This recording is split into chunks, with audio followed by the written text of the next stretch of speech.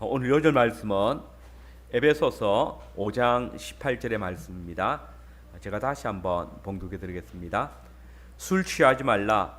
이는 방탕한 것이니 오직 성령으로 충만함을 받으라. 아멘.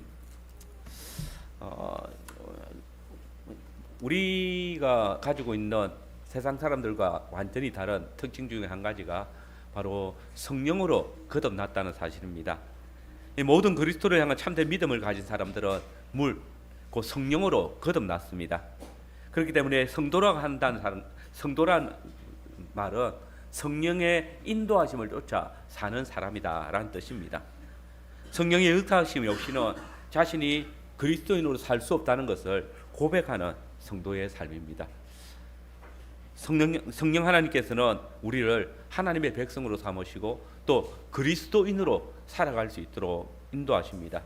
그래서 바울은 만일 너희 속에 하나님의 영이 거하지 않는다면 그리스도의 사람이 아니다라고 선포했고, 또 하나님의 영으로 말하는 자는 누구든지 예수를 저주할 자라 하지 않고 성령으로 아니하고는 누구든지 예수를 주시라 할 수 없다라고 했습니다. 그리고 더 나아가서 무릇 하나님의 영으로 인도함을 받는 자들은 하나님의 아들이라. 그들은 종의 영이 아니라 양자의 영을 받았으므로 하나님을 아빠 아버지라 부른다, 이렇게 가르쳐주고 있습니다. 진실로 우리가 예수님을 영접하고 하나님을 나의 아버지라 고백하며 또 주의 성령의 인도하심을 따라 살아가는 이 모든 삶의 역사는 성령 하나님께서 이끄시는 삶이기 때문에 가능한 것들입니다. 예수님을 구주로 믿는 순간 성령님을 체험하였고 그 성령께서 지금도 우리를 인도하시기에 오늘 우리는 하나님을 예배하는 자리에 이른 것입니다. 그렇습니다. 저와 여러분들은 우리 주 예수 그리스도 안에서 성령으로 거듭난 사람들입니다. 예수님께서 성령으로 잉태되신 것처럼 저와 여러분들도 성령으로 잉태되어서 이 어머니 교회를 통해서 거듭난 자들입니다. 예수님께서 성령으로 하나님의 아들이라 인치심을 받으신 것처럼 오늘 우리 역시도 주 예수 그리스도 안에서 성령으로 거듭남으로 말미암아 하나님의 아들이라고, 하나님을 우리의 아빠 아버지라고 부를 수 있게 되어진 것입니다. 그래서 세상은 저와 여러분들을 향하여서 그리스도인이라 이렇게 칭하는 것입니다. 저는 오늘 이렇게 성령으로 낳은 성도, 곧 그리스도의 자녀된 성도들이 어떤 삶을 살아야 될 것인지를 생각하면서 성령으로 충만함을 받은 자는 범사에 감사하는 삶을 살아야 한다라는 주제로 말씀을 전하겠습니다. 우리는 먼저 이 성령 충만이란 말이 무슨 뜻인지를 바르게 알아야 됩니다. 이 성령 충만이라는 말은 바로 성도가 성령의 지배를 받는 삶을 산다는 것입니다. 여러분, 우리는 앞서도 말씀드린 것처럼 이미 성령으로 거듭난 자들입니다. 양자의 영을 받았기 때문에 예수 그리스도의 아버지 하나님을 우리의 아빠 아버지라 부르는 자들입니다. 그런데 오늘 본문에 보니까 사도 바울은 이렇게 성령을 받아서 그리스도인이 되어지고 하나님의 자녀가 된 성도들을 향해서 또다시 너희는 오직 성령의 충만함을 받으라, 이렇게 선포합니다. 18절 말씀입니다. 술 취하지 말라. 이는 방탕한 것이니 오직 성령으로 충만함을 받으라. 아니, 바울은 분명히 로마서에서 예수님을 구주로 믿는 사람은 이미 성령으로 거듭났다라고 했습니다. 그런데 왜 여기서는 다시 성령으로 난 사람들을 향해서 성령의 충만함을 받으라, 이렇게 말씀하시는 것일까요? 사실 이 건전하지 않는 성령론을 쫓는 사람들은 이 말을 바울이 성도들을 2단계 혹은 3단계의 성장 과정이 있다는 것을 말하고 있는 것이다 라고 이야기합니다. 즉, 불신자가 예수님을 믿게 되어서 처음 교회에 출석하게 되어질 때는 육적인 교인, 곧 육체를 따라 살아가고 있다라고 이야기하고, 그리고 한 단계 더 나아가서 모든 교회 일에 열심을 내고 한두 가지 능력과 은사를 가지고 신앙생활을 한다면 그는 성령에 충만한 교인들 혹은 이런 사람들이 교회의 일꾼이 되어진다, 이렇게 단계를 나누고 있는 것입니다. 그런데 여러분, 오늘 본문에서 바울이 성령의 충만함을 받으라라고 한 것은 이런 성도의 단계를 설명하기 위한 것이 아닙니다. 성령에 충만한 사람, 성령의 지배를 받는 사람의 삶이 어떠해야 되는지를 교훈하고 있는 것입니다. 우리는 이 사실을 오늘 본문의 구조를 통해서 분명하게 알 수 있습니다. 오늘 본문 18절에서 21절의 말씀을 보십시오. 거기 보면 문법적으로 살펴보면 2개의 명령문이 있고 5개의 분사가 있습니다. 즉 2개의 명령문이 뭐냐면 보시는 것처럼 술 취하지 말라라는 명령과 그리고 성령으로 충만함을 받으라라는 이 명령입니다. 그리고 이어서 성령의 충만함을 받으라라는 이 명령이 연결되어져서 서로 화답하라, 노래하고 찬송하고 범사에 감사하고 서로 복종하라, 이 분사들이 형성되어져 있습니다. 그러면 이런 문법적인 규칙들이 우리에게 알려주는 것이 무엇입니까? 즉 이 5개의 분사가 주동사인 성령으로 충만함을 받으라는 이 명령에 종속되어져서 성령 충만함을 받은 자의 삶의 결과가 무엇인지, 어떠한 삶을 사는지 거기에 대해서 이야기하고 있는 것입니다. 그 바울은 성령으로 충만하다라는 이 말을 설명할 때에 이 5개의 분사로 보여줍니다. 그리고 오늘 본문은 특별히 이 성령으로 충만함을 말하면서 이를 술 취하는 일과 비교하고 있습니다. 술 취하지 말라, 이는 방탕한 것이니 오직 성령으로 충만함을 받으라. 이것은 이 성령 충만과 술 취함의 사이에 유사성이 있다는 것입니다. 그 유사성이 무엇입니까? 그것은 무엇인가에 의해서 지배를 받는다는 것입니다. 즉 술 취함은 이 술의 지배를 받는다는 것이고, 성령으로 충만함을 받는다는 것은 성령의 지배를 받는다는 뜻입니다. 그러면 이 술 취함과 성령의 충만함은 어떤 차이가 있습니까? 바울은 먼저 술 취하지 말라, 이는 방탕한 것이다 라고 했습니다. 여기서 이 술 취하지 말라는 동사는 수동태형 명령형입니다. 직역을 하면 술이 너를 취하게 하지 말라라는 뜻입니다. 술을 마시고 사람이 사자가 되고 개가 되고 원숭이가 된다라는 말을 듣습니다. 이게 술이 사람을 취하도록 만드는 것입니다. 이 말은 술을 거말하는 말이 아닙니다. 도리어 술이 그 사람의 주인이 되지 않도록 하라는 것입니다.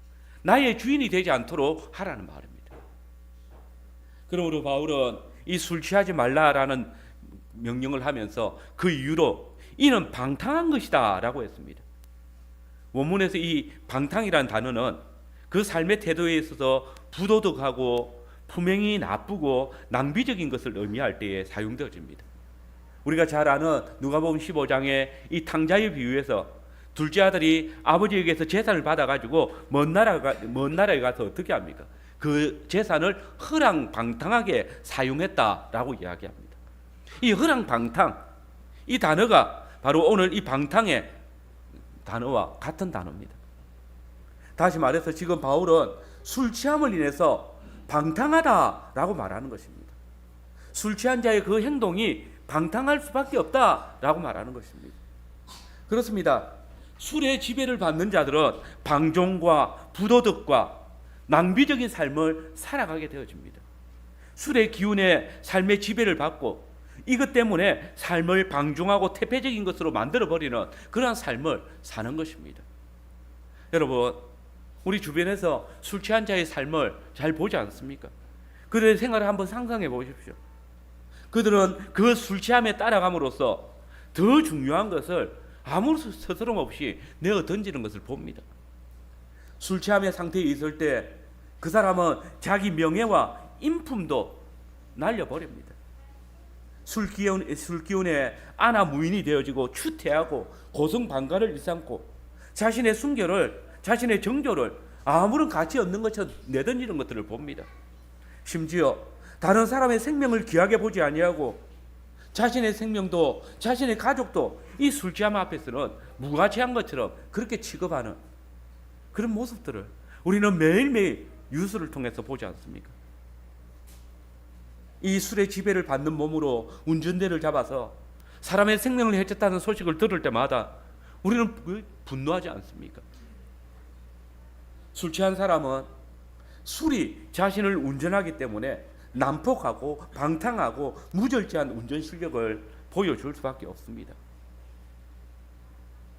자신의 또는 이웃의 모든 중요한 것까지 다 삼켜버리는 그 술 취한, 그 방탕한 상태가 이 술 취한 상태인 것입니다.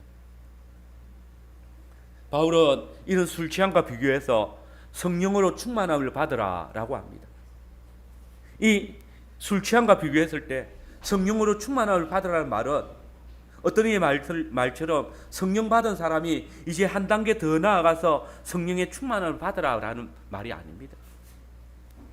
바로 성령이 너를 취하게 해서 움직이게 하라, 성령이 너의 삶을 지배하게 하라 라는 명령입니다.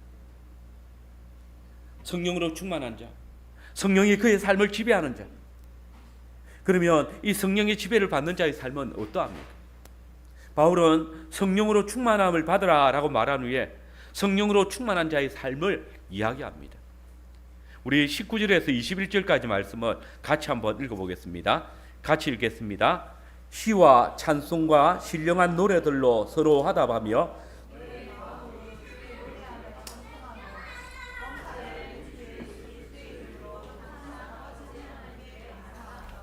그리스도를 피차 복종하라. 근데 이것과 유사한 구절인 골로새서 3장 18절 이하의 말씀도 한번 보십시오. 거기 보면 바울이 이번에는 그리스도의 말씀이 너희 속에 풍성히 거하여 모든 지혜로 피차 가르치며 건면하고 시와 찬미와 신령한 노래를 부르며 마음의 감사함으로 하나님을 찬양하라 라고 기록하고 있습니다. 에베소 교회에 편지를 보낼 때는 성령이 충만한 상태에 있을 때 나타났던 그 삶의 모습들이 이번에 골로새 교회에 보낸 편지에서는 사람이 말씀에 충만할 때, 말씀이 풍성할 때 나타나는 삶의 모습이다, 이렇게 이야기하고 있습니다. 여러분, 이 두 본문이 우리에게 무엇을 증거합니까? 이 성령의 충만한 상태라는 말은 바로 말씀이 풍성히 거하는 상태라는 뜻입니다. 하나님의 말씀에 풍성한, 하나님의 말씀에 충만한 삶을 살아가는 자의 삶이 바로 이 성령의 충만한 자의 삶과 동일하다는 것입니다. 이것은 우리 주님께서 성령님께서 오셨을 때의 성도의 삶에 대해서 이야기할 때와 일치하는 것입니다. 여러분, 예수님께서 십자가에 달리시기 전에 제자들에게 당신이 부활 성천하시면 성령님을 보내주실 것이다 라고 했습니다. 그리고 그때 오실 성령님의 사역이 무엇이라고 했습니까? 요한복음 14장과 16장을 보시면 예수님께서 성령님께서 하시는 일을 제자들에게 예수 그리스도의 일을 가르치고 생각나게 한다라고 했습니다. 성령님이 제자들을 또 하나님의 백성들을 진리 가운데로 인도하실 것이다 라고 했습니다. 다시 말해서 성령님이 오심으로 나타나는 놀라운 역사는 제자들이, 주님의 백성들이 주님의 진리 안에 충만함을 얻는다는 것입니다. 예수님의 별명이 진리이듯이 성령님의 별명도 진리의 영이신 것입니다. 그러니 예수님을 믿는 사람들에게는 성령님이 거하시는 것이고, 성령님이 거하시는 자들은 성령님의 지배를 받는 삶을 사는 것이고, 이 성령의 지배를 받는 사람들은 말씀의 지배, 곧 말씀이 육신이 되신 우리 주 예수 그리스도의 다스리심을 따라 살아간다는 것입니다. 성령으로 충만한 자들은 성령을 말하거나 또 자신이 받은 성령의 은사나 재능을 말하는 것이 아닙니다. 오직 말씀이 육신이 되신 주 예수 그리스도를 말하고 주 예수 그리스도를 찬송하고 그분을 높이는 자들입니다. 우리는 이 사실을 오순절날 성령님께서 오셨을 때에 성령의 지배를 받게 되어진 사도들이 증거했던 그 복음을 통해서 분명하게 볼 수 있습니다. 여러분, 사도행전 2장 22절 이하의 말씀을 한번 보십시오. 거기 보시면 베드로는 성령의 충만함을 받아서 복음을 전하는데 뭐라고 합니까? 하나님께서 나사렛 예수로 큰 권능과 기사와 표적을 너희 가운데 베푸사 너희 앞에 그를 증거하게 하셨다. 그가 하나님의 정하신 뜻과 미리 하신 대로 내어준 바 되었거늘 너희가 법 없는 자들의 손을 빌어 못 박아 죽였다. 하나님께서 사망의 고통을 풀어 살리셨으니 이는 그가 사망에 매여 있을 수 없습니다. 이 예수를 하나님께서 살리셨고 우리는 다 이 일의 증인이다. 하나님이 오른손으로 예수를 높이시고 너는 내 우편에 앉아라 하셨다라고 증거합니다. 처음부터 끝까지 예수 그리스도의 사역만 증거하고 있습니다.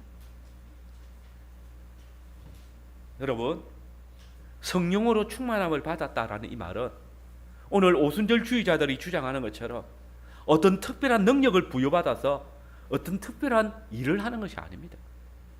성령으로 충만함을 받았다는 말은 성령의 지배를 받는다는 말이시고, 성령의 지배를 받는다는 말은 진리의 말씀에 지배를 받는다는 말입니다. 성령의 충만함, 진리의 말씀의 충만함을 동일하게 말하는 것입니다. 성도의 삶이 진리, 곧 하나님의 말씀에 합당하게 살아갈 때에 이것이 성령 충만한 자의 삶이라는 것입니다. 그러면 그 말씀이 내 속에 충만하기에, 그 말씀이 나의 속에서 불태움으로 도무지 내가 그 죄악된 삶에 나아갈 수 없는 술 취한 방탕한 삶에서 지체할 수 없어서 하나님의 말씀을 거역할 수 없었기 때문에 하나님과 원수되었던 삶에서 돌이켜서 주의 말씀으로 나아가는 삶을 살아가게 되는 것입니다.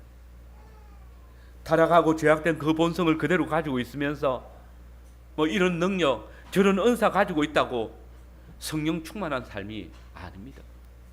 그 삶이, 그의 인격이 하나님의 말씀으로 풍성한 상태, 말씀이 이끄시는 대로 살아가는 그 삶을 두고 성령 충만한 삶을 살아가고 있다라고 말하는 것입니다. 성령의 지배를 받는다는 말과 주의 말씀의 지배를 받는다는 말은 동일한 말씀입니다. 여러분, 오늘 여러분의 삶은 무엇의 지배를 받고 있습니까? 진정 그리스도 안에서 성령으로 충만한 성령의 사람으로 살아가고 있습니까? 성령의 사람으로 하나님의 말씀 안에 풍성히 거하고 있습니까? 그 말씀을 쫓아 즐거워하고 기뻐하는 자의 삶을 살고 있습니까? 여러분, 이러한 삶이 그리스도와 동일한 성령으로 거듭난 자의 삶이고, 이러한 삶이 바로 성령의 지배를 받는 성도의 삶이고, 이렇게 살아갈 때에 그리스도의 장성한 분량에까지 자라갈 수 있는 것입니다. 증정 저와 여러분의 삶이 오직 성령의 지배, 곧 말씀의 인도를 받는 삶이 되기를 바랍니다. 두 번째로, 성령으로 충만한 자의 삶은 어떤 삶입니까? 성령의 충만함을 받는 사람들은 어떤 삶으로 나타납니까? 바울은 이 성령의 충만함의 상태의 삶을 뒤에 5개의 분사로 설명을 하고 있습니다. 제일 먼저 나타나는 것이 시와 찬미와 신령한 노래들로 서로 화답하는 것입니다. 그리고 다음으로 나타나는 것이 마음으로 주께 노래하며 찬양하는 것입니다. 성령의 충만함의 세 번째로 나타난 삶의 결과는 범사에 우리 주 예수 그리스도의 이름으로 아버지 하나님께 감사하는 생활입니다. 그리고 그리스도를 경외함으로 피차 복종하는 삶입니다. 여러분, 이 성령 충만한 자의 삶이 어떤 삶인지 보십시오. 여기에 어떤 특별한 은사가 필요합니까? 나타납니까? 특별한 능력이 선보여집니까? 그렇지 않습니다. 여기엔 성도로서, 성령을 받은 그리스도인으로서 하나님의 자녀가 마땅히 가져야 될 가장 기본적인 삶의 원리만을 이야기하고 있습니다. 만약에 오순절주의자들이 말하는 것처럼 성령 충만함의 상태가 특별한 일을 하는 것과 연관되어져 있다면 그런 일들이 이 성령으로 충만함을 받으라는 말씀과 연결되어서 기록되어져야 할 것입니다. 그러나 오늘 본문은 어떤 사람들이 그 특별한 능력을 말하고 있지 않고 도리어 성도가 예배 안에서 또 하나님과의 교제 안에서 풍성히 나타내야 될 그 모든 성숙한 신앙인의 모습만을 그려주고 있는 것입니다. 그렇습니다. 이 성령의 충만함이라는 것은 어떤 특별하고 신비한 능력이 나타나는 것이 아닙니다. 성도 개개인이 그리스도 안에서 그의 삶 속에서 찬송하고 기뻐하고 감사의 생활을 살아가는 것, 언약 공동체 안에서 하나님의 구속의 역사를 찬송할 뿐만 아니라 피차에 그리스도를 경외하는 삶을 살아가는 것, 서로 복종하며 섬기는 삶, 이게 성령 충만한 자의 삶이라고, 성령의 지배를 받는 삶이라고, 말씀의 다스림을 받는 삶이라고 성경은 말하고 있는 것입니다. 여러분, 성령 충만한 자의 삶이 어떤 삶입니까? 오늘 이 예배의 자리에서 하나님의 구속의 은혜를 시와 찬미와 신령한 노래로 온 마음을 다하여서 찬양하는 삶을 말합니다. 그리스도 예수 안에서 우리를 구속하여 주신 그 하나님의 뜻을 쫓아 온 마음과 정성을 다하여서 살아가는 것을 말합니다. 하나님의 말씀이 우리의 삶을 주장함으로써 그 말씀의 인도를 쫓는 삶을 말합니다. 하나님과 원수되었던, 정말 벌레 같은 우리를 먼저 찾아오셔서 구원하여 주시고 또 자기 백성으로 온전한 삶을 살아갈 수 있도록 인도하시고 또 역사하시는 그 성령 하나님을 찬송하는 것이 성령 충만한 자의 삶인 것입니다. 5장 21절에 보면 그리스도를 경외함으로 피차 복종하라고 말할 때에 부부간에, 부모와 자식간에, 상정과 종의 관계에서 피차 복종한 것을 명하고 있습니다. 그런데 가만히 보시면 이것조차도 감사함입니다. 아내에게 감사하고 남편한테 감사한데, 서로 감사한데 어찌 사랑하지 않을 수가 있고 서로 위하지 않을 수가 있겠습니까? 자녀들은 낳아주시고 길러주시고 사랑으로 돌봐주시는 부모님께 감사하고, 부모들은 주의 자녀로 건강하게 자라간 자기 자녀들이 너무 고맙고, 종은 자신에게 일자리를 주고 일용할 양식을 먹을 것을 공급해주는 자기 상전들에게 감사하고, 상전들은 자신을 위해서 열심히 일해주고 자기 가족을 돌봐주는, 먹게 해주는 자신의 종업원들에게 감사하고, 이렇게 주의 말씀을 쫓아 내 안에 그리스도의 마음을 본받아서 이웃과 또 이웃을 내 몸과 같이 사랑하는, 형제를 먼저 배려할 줄 알고 배우자를, 부모를, 자녀를 존중할 줄 아는, 이게 우리가 성령의 충만함을 받은 성도의 삶이고, 이게 성령의 지배를 받는 성도의 삶인 것입니다. 여러분, 성령 충만한 자의 삶은 특별한 삶이 아닙니다. 주의 말씀을 따라 주님을 예배하고 그 하나님께 합당한 찬송과 찬미를 드리고 하나님을 사랑하듯이 이웃을 사랑하는 삶을 사는 것입니다. 내가 그리스도 예수 안에서 구속함을 받을 때 나의 모든 것이 하나님께 의존되어져 있음을 인정하기 때문에 그 은혜를 생각하고 범사에 아버지 하나님께 감사하는 삶입니다. 감사하는 삶, 그렇습니다. 바로 이 감사하는 삶이 내가 하나님의 구속받은 백성임을 찬양하는 삶이고, 내가 주님의 소유됨을 인정하는 삶이고, 또 성령의 지배를 받고 있는 성도의 마땅한 삶인 것입니다. 그래서 구약 성경은 이 감사라는 단어를 인정하다, 찬양하다라는 단어와 똑같이 사용하고 있습니다. 하나님의 주권을 인정하는 삶, 마땅한 찬양을 돌려드리는 삶, 이것이 하나님께 감사하는 삶이다라는 말입니다. 우리가 함께 읽었던 시편 136편의 시편 시인의 그 찬양의 내용을 한번 보십시오. 우리 시편 136편을 교독해 보겠습니다. 시편 136편을 한 절씩 교독하겠습니다. 한글 개역성경 901쪽입니다. 교독하겠습니다. 여호와께 감사하라. 그는 선하시며 그 인자하심이 영원하미로다.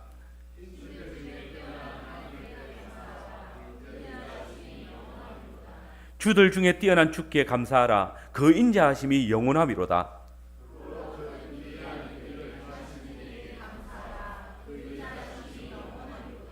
지혜로 하늘을 지으신 이에게 감사하라. 그 인자하심이 영원하미로다.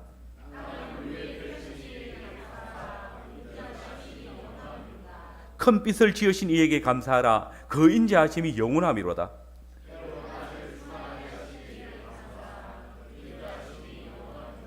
달과 별들로 밤을 주관하게 하신 이에게 감사하라. 그 인자하심이 영원하미로다.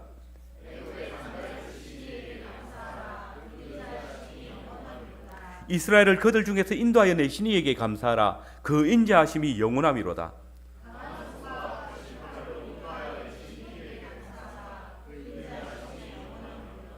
홍해를 가르신 이에게 감사하라. 그 인자하심이 영원함이로다.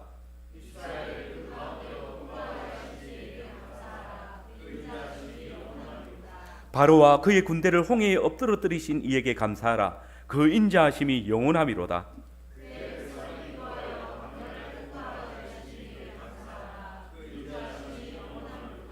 큰 왕들을 치신 이에게 감사하라. 그 인자하심이 영원함이로다.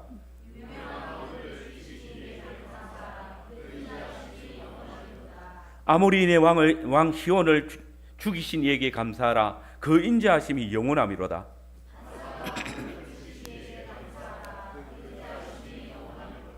그들의 땅을 기업으로 주신 이에게 감사하라. 그 인자하심이 영원함이로다.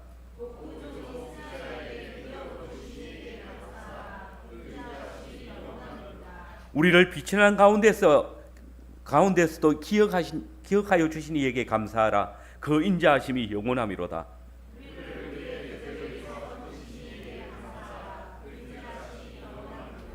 모든 육체에게 먹을 것을 주신 이에게 감사하라. 그 인자하심이 영원함이로다.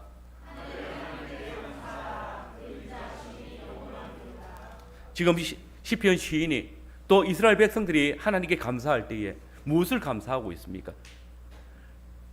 창조주 하나님께 감사하고 있고, 그들을 애굽 땅 종되었던 집에서 인도하여 내신 이에게 감사하고, 또 대적들을 물리치시고 또 그들을 구원하신 이에게 감사하고, 더불어 그들로 땅을 기업으로 삼고 그 땅에서 평안을 누리며 살아가게 하신 이에게 감사하고, 하나님께서 지금도 우리를 먹이시고 입히시며 인도하시는 것을 감사하고 있습니다. 그런데 바로 이 구약 백성의 삶이, 그들이 감사하는 이 삶이 오늘 사도가 소개한 성령 충만한 자의 삶을 그대로 묘사하고 있는 것 아닙니까? 하나님께서 우리를 먼저 사랑하셔서 당신의 독생하신 아들 예수 그리스도를 통해서 우리를 구속하여 주시고, 우리를 그리스도 예수 안에서 새로운 피조물이 되게 하여 주시고, 하나님의 나라를 유업으로 받을 뿐만 아니라 그 나라에 이르기까지 친히 우리를 인도하시는, 돌봐주시는 영원하신 그 하나님의 인도하심에 어찌 감사와 찬송을 드리지 않을 수 있겠습니까? 그렇습니다. 성경에서 이 감사는 언약에 신실하신 하나님께서 그 언약을 따라서 우리를 구속하여 주시고 더불어 끊임없이 내게 베풀어 주시는 그 은혜를 생각하고 그 은혜를 잊지 않고 기억하며 기뻐하는 성도들에게 당연히 따라오는 삶이라고 소개하고 있는 것입니다. 여러분들은 성령의 지배를 받고 있습니까? 성령으로 충만함을 받았습니까? 그렇다면 우리는 우리 주 예수 그리스도 안에서 하나님께서 내게 주신 모든 은혜를 충만히 누리고 있는 자들입니다. 그리스도의 구속에 참여한 자들입니다. 그러므로 마땅히 우리 주 예수 그리스도의 그 구속의 은혜를 감사하고 합당한 찬양을 돌려야 할 자들입니다. 여러분, 우리 주 예수 그리스도 안에서 성령으로 거듭난 자는 성령으로 충만한 삶, 곧 말씀에 충만한 삶을 살아갑니다. 하나님의 베푸신 은혜를 결코 잊지 않으며 항상 감사하는 삶을 살아가게 되어 있습니다. 이것은 자신의 부요함이나 빈곤함 때문에 바뀌어지는 것이 아닙니다. 닥치는 고통이나 다가오는 기쁨으로 인해서 변하는 것도 아닙니다. 항상 하나님 편에 서 있기 때문에, 모든 것이 하나님의 은혜로 말미암은 것임을 알기 때문에, 그리고 값없이 베푸시는 하나님의 은혜를 기뻐하는 감사하는 삶을 살아가는 것입니다. 만약 하나님의 구속을 받은 자로서 스스로 성령의 인도함을 받는 자라고 고백하면서 감사하지 않는 자라면 그 사람은 자신의 믿음을 재점검해 봐야 할 것입니다. 왜냐하면 성령님께서는 하나님을 알 때 하나님을 영화롭게 하지 아니하고 감사치도 아니한 자들을 일컬어서 썩어지지 아니하는 하나님의 영광을 썩어질 사랑과 금수와 버러지의 형상으로 우상으로 바꾸는 자들이라고 말씀하고 계시기 때문입니다. 그러나 오늘 교회 안에 실상 많은 사람들이 하나님의 구속을 감사하지 않습니다. 하나님께서 베푸시는 은혜들을 기뻐하지 않습니다. 그 하나님의 그 베푸신 은혜를 찬송하지 않습니다. 하나님 앞에서조차 자신의 명예와 자신의 수고와 자신의 지혜를 자랑하고 자신이 교회에 예배에 출석해 주는 것만으로도 하나님께서 감개무량해야 되고 흥감하셔야 하는 것처럼 그렇게 행동하고 있습니다. 이런 삶은 결단코 성령의 인도를 받는 사이의 삶이 아닙니다. 자신의 은사와 자신의 능력을 나타내면서 그것으로 자랑하는 자들이라면 그 사람은 결단코 성령의 지배를 받는, 하나님의 말씀의 지배를 받는 자가 아닙니다. 그가 아무리 많은 은사를 행하는 것 같고 아무리 경건의 모양으로 자신을 치장한다 할지라도 중심을 살피시는 우리 주님께서는 이 모든 날 마지막에 이렇게 평가하실 것입니다. 불법을 행하는 자들아 내게서 떠나가라. 나는 너희를 도무지 알지 못하노라. 여러분, 실상 우리에게 매주일이 우리의 구속의 날이고 부활의 날이듯이 매주일이 그 구속의 은혜와 생명 주심을 감사하는 주일이어야 합니다. 매일매일이 우리 주님의 강림하심을 기다리는 날이듯이 매일을 하나님을 영화롭게 하고 또 주님을 기쁘시게 하는 날로 살아가야 합니다.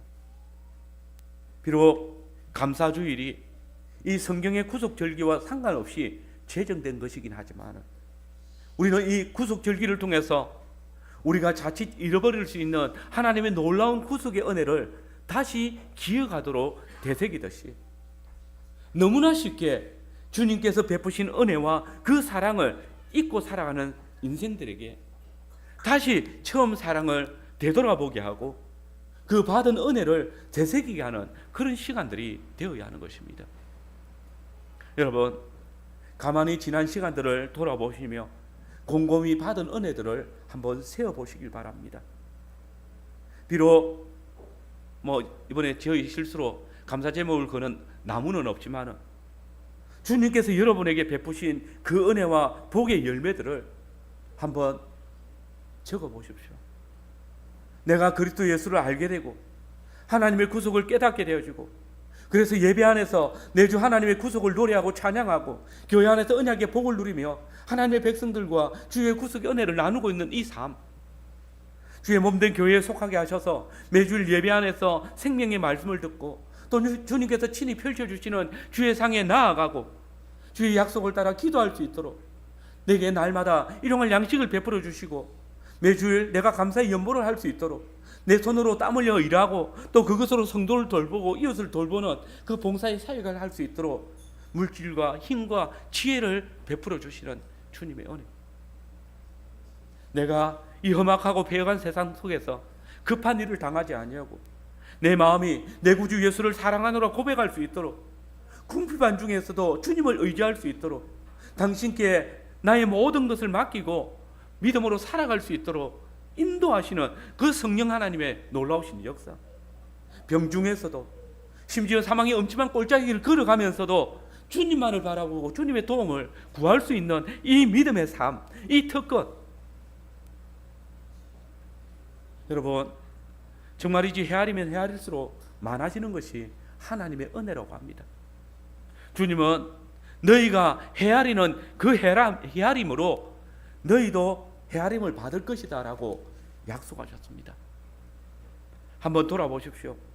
물과 성령으로 거듭났다고 하면서 100가지 은혜를 받고도 한 번도 감사하지 않고 영광을 돌리지 않으면서 한두 가지 서운한 일로 하나님을 원망하고 교회를 비난하고 형제를 타박하는 그런 악한 천성들은 여전히 남아있지 않은지, 그때의 주님은 우리의 판단하는 그 판단으로 우리를 판단하실 것입니다.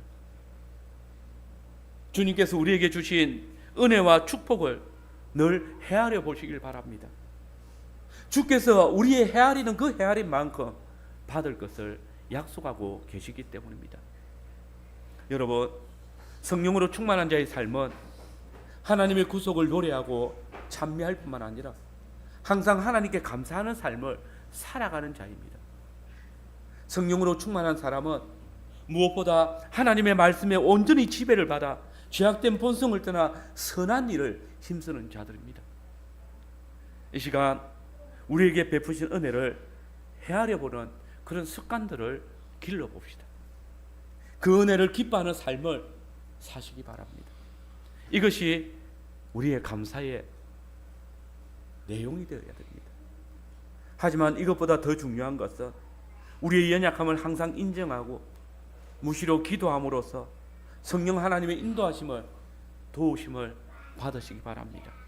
그때 성령께서 우리를 주의 진리 가운데로 이끄실 것이고, 그 진리 안에서 우리는 성령의 충만한 자의 삶, 늘 감사하고 기뻐하며 찬양하는 삶을 살아갈 것입니다. 성령 충만, 곧 그 삶은 우리가 하나님의 약속의 말씀에 풍성할 때에 지극히 당연하게 따라오는 삶이고, 그 진리를 쫓는 삶이 우리를 항상 기뻐하며 또 쉬지 않고 기도하고 범사에 감사하는 삶으로 이끌어 갈 것입니다. 아멘.